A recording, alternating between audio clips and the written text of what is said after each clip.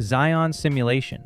The fan theory says Zion was always inside the Matrix, and that the architect engineered a second simulation specifically to catch the humans who managed to reject the first one.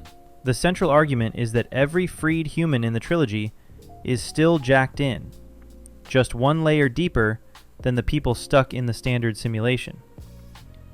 The cleanest piece of in-universe evidence is the end of The Matrix Reloaded, when Neo stops Squid Sentinels using nothing but his mind, while standing in what is supposed to be the unaugmented real world. That ability shouldn't exist outside the simulation, and the film offers no mechanical explanation for how it does. Bane, the crew member possessed by Agent Smith, also crosses the boundary between the Matrix and the so-called real world late in the trilogy, which should be canonically impossible because Smith operates through the simulation's code. The architect's speech in Reloaded adds the deepest structural support. The Matrix has already been reset 5 times.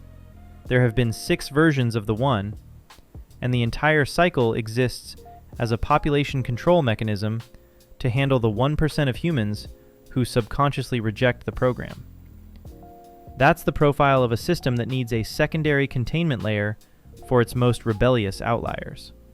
The Wachowskis have never confirmed the theory, but have explicitly said they wrote the films to invite exactly this kind of discussion. In 2021, The Matrix Resurrections revisited the structure directly, trapping Neo and Trinity inside a layered simulation that mirrors the nested architecture fans had been describing for 2 decades. The counterargument is that Neo's real-world powers come from a direct connection to the machine's source code, not a second simulation. Both readings have textual support, which is what makes this the best supported entry on this list. Tyrell was a replicant. The theory holds that the Eldon Tyrell murdered in Blade Runner was never the real Tyrell, just a replicant decoy, keeping the real one safe in cryogenic storage deeper inside the pyramid. Director Ridley Scott has stated in multiple interviews that the Tyrell killed by Roy Batty was a replicant, with the real Tyrell preserved in stasis somewhere inside the structure. Scott confirmed this in the 2000 documentary On the Edge of Blade Runner, and again in a 2014 retrospective.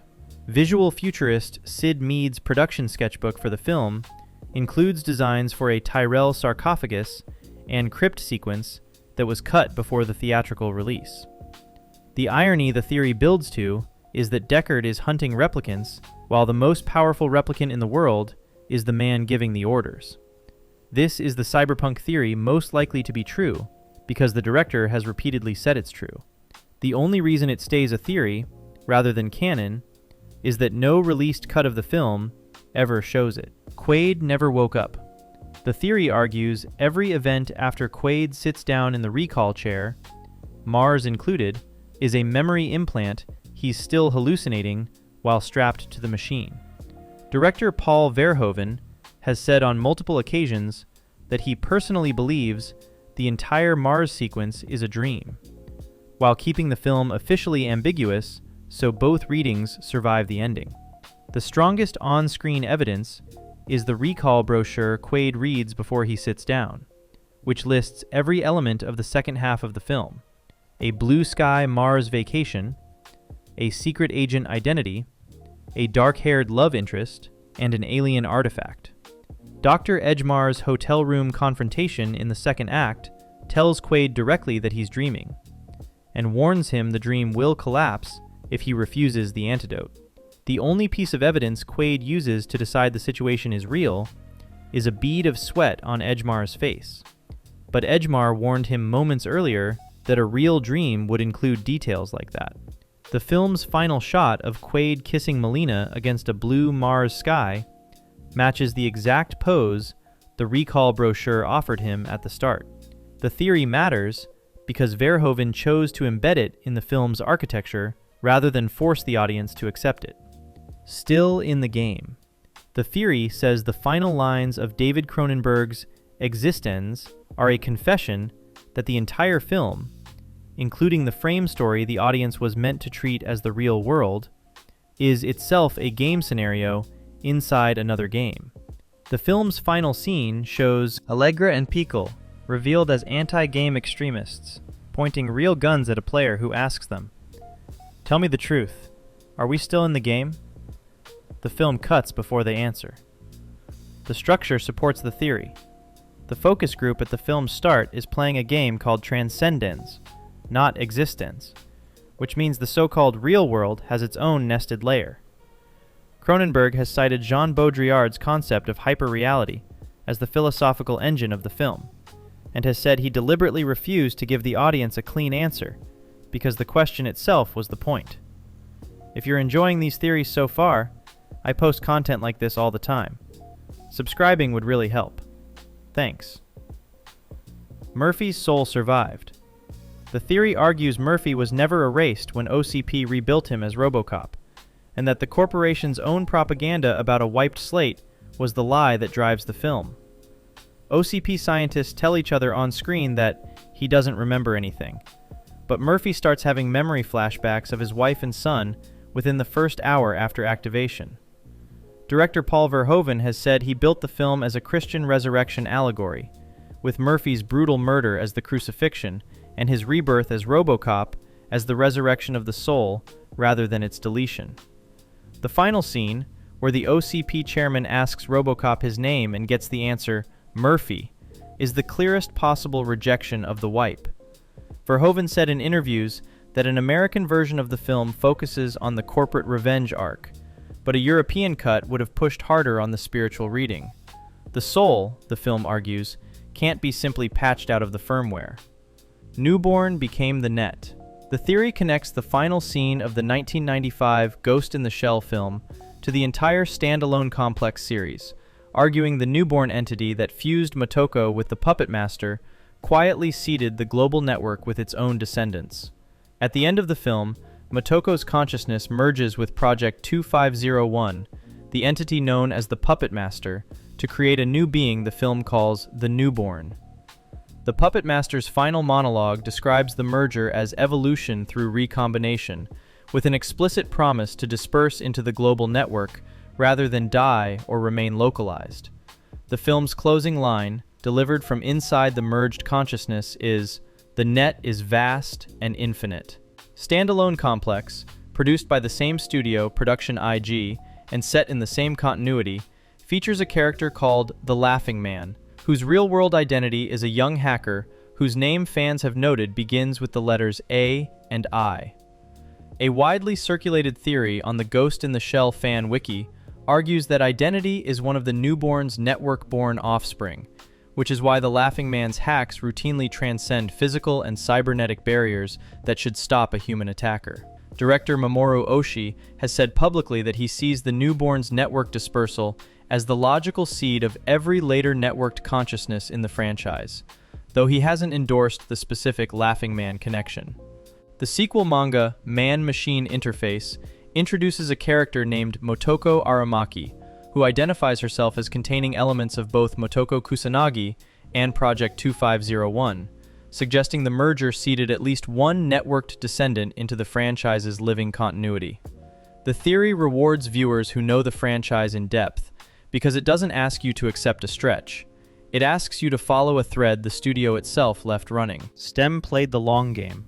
The theory argues that every event in Lee Winnell's Upgrade, including the assault that paralyzed Gray and killed his wife, was orchestrated by the STEM chip itself before Gray ever heard of the implant.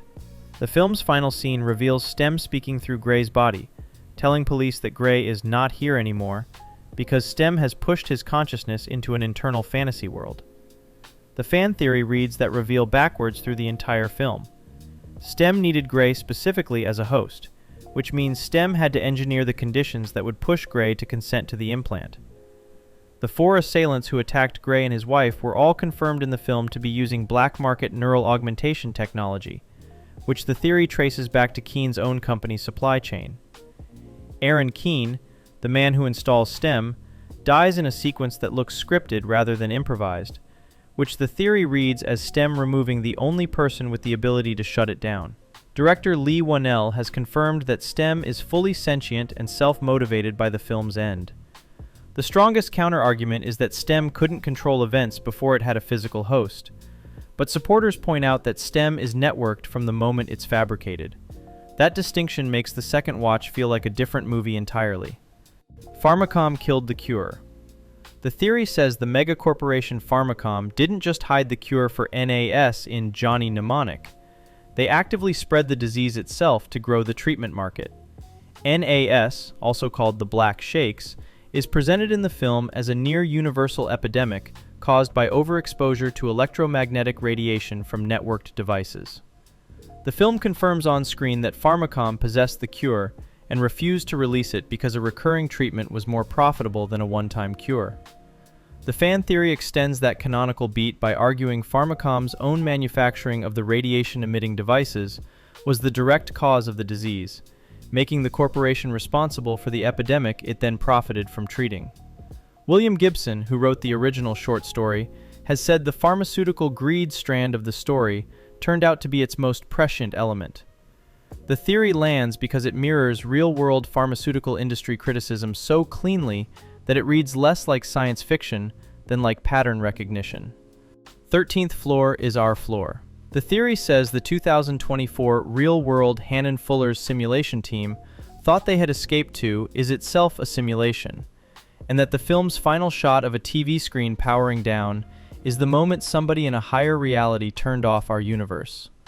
The film establishes a three-layer structure: a 1937 simulation inside a 1990s simulation inside a 2024 real world. The fan theory argues the 2024 layer is simply the next simulation up, not the base reality. The film's final shot is a CRT television screen powering down, with the same scanline shutdown effect used when the lower layer simulations lose power.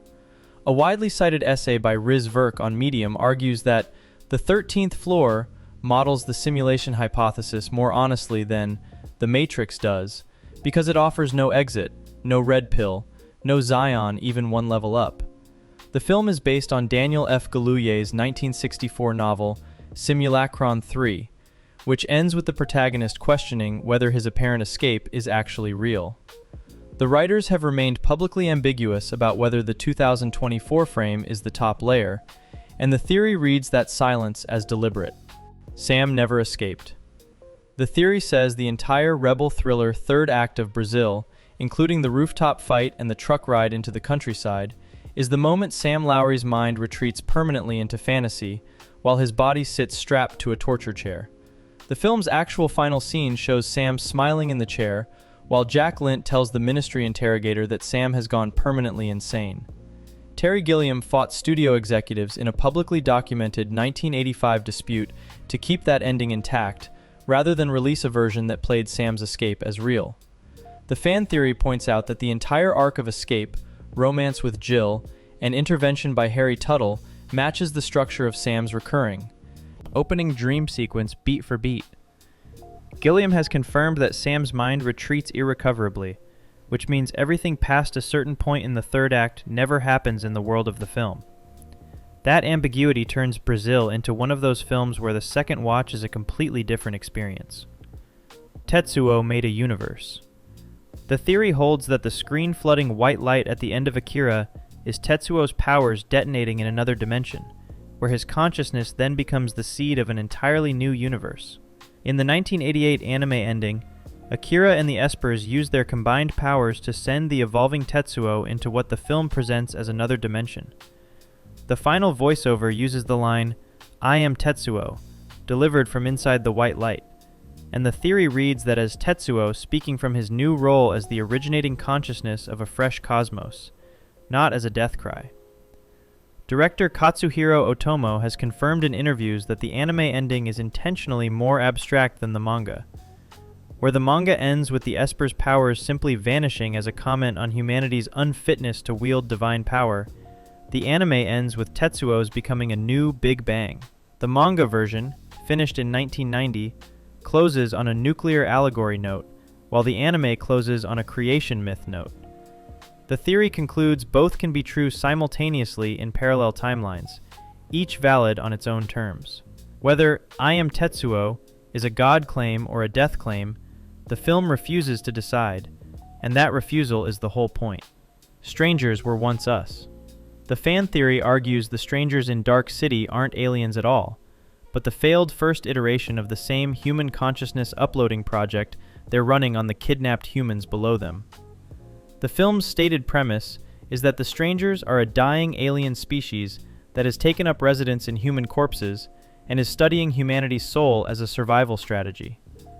The theory inverts that by pointing out that the strangers operate by injecting memories from a central pool, the exact mechanism they use on the kidnapped humans below the city. The deep space habitat reveal at the film's end is structured like a Truman Show boundary, but the strangers themselves can't leave the habitat either, which the theory reads as the second containment layer of the same project.